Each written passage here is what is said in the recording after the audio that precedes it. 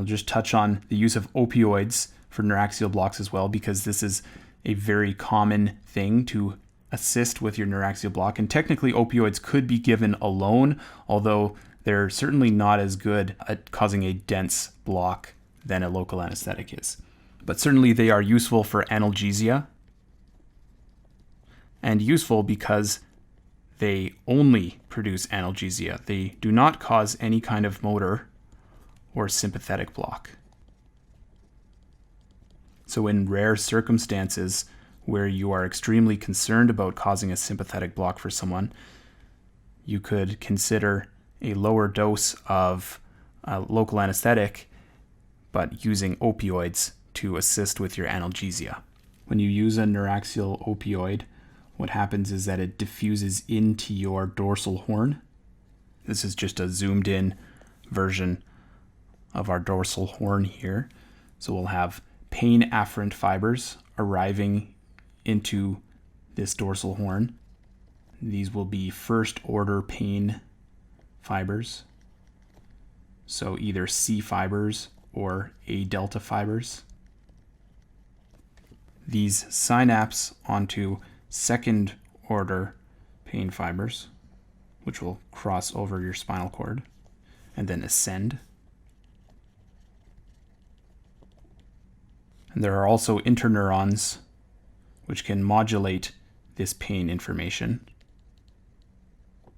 Furthermore, these interneurons can be modulated by descending inhibitory pain signals from above. But what's important is that your pain fibers have these presynaptic opioid receptors, and your second order pain fibers have postsynaptic opioid receptors, and even these interneurons have opioid receptors on them, which are all target sites for this opioid to come in and decrease the intensity of this nociceptive information that's being communicated.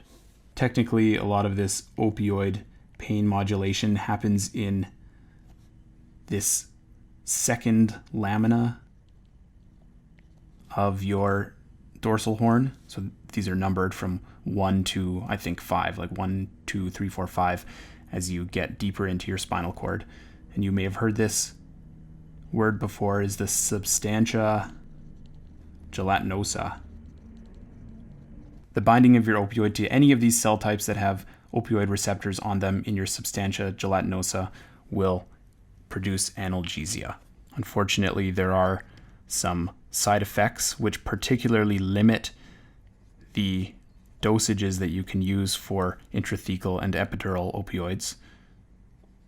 Nausea, vomiting, and then probably the worst for people is the pruritus. At higher doses, you can get sedation, although this is generally relatively mild. And then respiratory depression is something that can happen. It's extremely rare, but would be very significant, obviously, if this were to occur in an unmonitored patient on the ward after they receive a neuraxial block. So we tend to monitor patients for 24 hours after they receive neuraxial opioids.